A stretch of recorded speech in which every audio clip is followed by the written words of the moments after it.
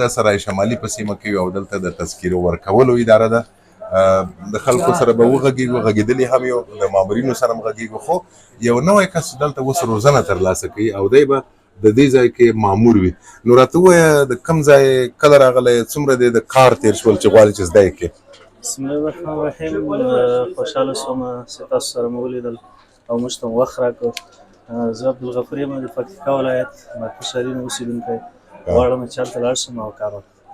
نو څه دې زده کړل؟ په څومره موده دې دلته روزنه وکړه او څه دې زده کړل؟ دلته خو موږ 6 ورځې معرفي شوي یو، 3 ورځې موږ کار وکړو.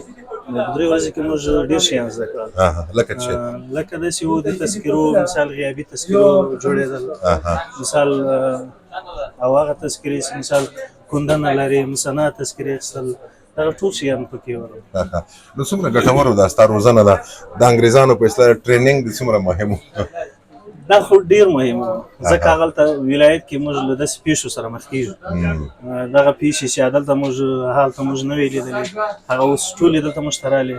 نو انشاءالله هغه به موږ پلي کوو او خپلو خلکو ته به خدمت کوو. او فکر کوي چې د خلکو سره د راشد درشي په برخه کې دغه کسان اکثره سرګرداني، دلیل څه دی ولې دومره سرګرداني ده او څومره ستاسو لپاره دا ننګونه ده؟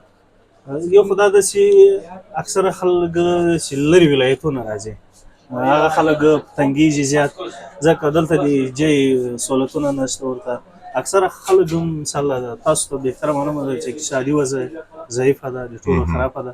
نو په دې وجه باندې دوی هم بیړوي او موږ ته هم داسې ننګونه وي چې مثال په هغه لاینو کې نه درېږي، هغه نظم نه مراعات کوي.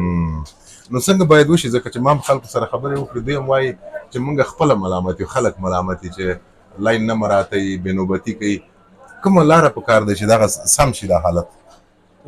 یوه لاره خو دا ده چې هلته په ولایتو کې مثال کوم مرکزونه چې دي، هلته مرکزونه زیات شي او هلته صلاحیتونه ورکړل شي او هلته هغه کارونه مثال چې دلته بل مرکز کې خلاصېږي باید هلته ولایت کې خلاص شي.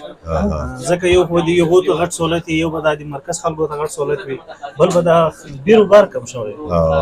مننه، کور ودان ژوندی اوسئ.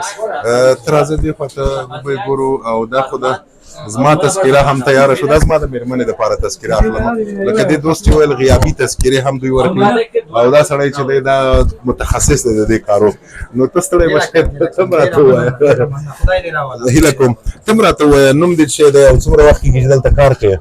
زه مرتضی عمري یم، څلورمې حوزې بخش کې تقریبا 3 کاله کېږي. تاسو لپاره غټه ننګونه څه ده په دې برخه کې؟ هغه مشکل، هغه چالش چې ورته وایي؟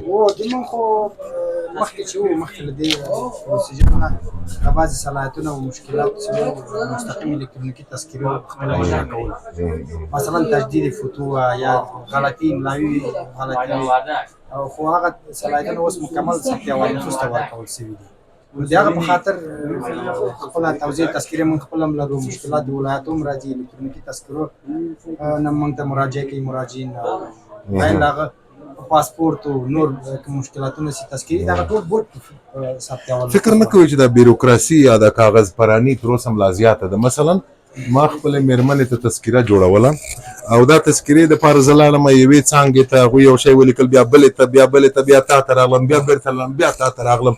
ولې دومره ډېر خلک سرګردان شي؟ دغه مشکلات سره خو موږ مدیران هم مواجه دي او خپله مراجعین هم مواجه دي، خو زه فکر کوم چې دا سیستم چې تر څو الکترونیکي کي یو څه وخت غواړي، دا سیستم ورته پکار ده چې دې ته یو طرحه پکار ده چې دا هغه طرحه عملي کېږي که نه، یو څه وخت غواړي که نه. داسې نه کېږي چې مثلا دا د 6 میاشتو د یو کال کار نه ده. دا سیستم باید ټول افغانستان کې، یعنې تر اوسه الکترونیکي نه دی ستاسو سیستم؟ نه، موږ یو بخش کې الکترونیکي ده، مثلا ثبت اول نفوس الکترونیکي سیستم د اساس کتاب لرو چې هغه الکترونیکي سوی ده.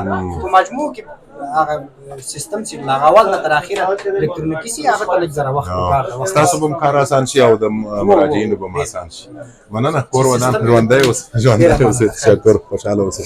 نو خلک هم دا دي په کړکیو کې څوک راته ورته ولاړ دي، دا مراجعین دي، دا نوبت باندې خلک شکایت کوي، ولې نوبت نه مراعاتوئ تاسې؟ والله صاحب موږ مراعات کوو، نوبت دغه دی، په نوبت ولاړ یو، تاسو دغه کسان راپسې ولاړ دي، هغه یو نیم کس چې راشي نو هغې سره زموږ هم وس نه کېږي چې چېرته دی هغسې نه ننوځي. زموږ کارونه باید خپلو ولایتو ته تقسیم شي، د هر ولایت خلک دلته کنټرولول سخت دي.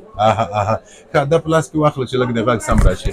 نو د هغه د دوی نه فکر کوي چې دوی څومره همکاري کوي در سره دا مامورین دا خواهش ده چې دغه کوم ولایتو خلک چې دي لکه کندهار پکتیا خوست د خوستیانو مشکل باید په خوست کې حل شي او د پکتیاوالو په پکتیا کې د کندهاریانو په کندهار کې نو ټول دلته راځي دلته ازدحام ډېر وي رش ډېر وي نو حتما بېنظمي کېږي موږ به حتما هڅه وکړو چې دا خبره د مشرانو سره د دوی وکړو چې دا مسله یو دا د دوست ویل دلته کار کوي چې د الکترونیکي کولو مسله ده او بل باید په هر ولایت کې دغه امکانات باید برابر شي که نه په ولایتونو کې چې په دوی هم بیروبار کم شي تقسیم د کار وشي مننه نو د اوس لپاره مو په خدای سپارم زما انډیوالانو زما ملګرو زما افغانانو دا د تذکرې دفتر ته بیا راغلم پروسه کال خو ما یوه لنډه ویډیو کړې وه خو دا ځل مې دا خلک ولیدل او مامورین مې ولیدل له مېرمنو سره وغږېدم نو د افغانستان ستونزې ډېرې دي خو خدای مهربان دی حوصله به ورسره کوو مننه روغ اوسئ خدای په امان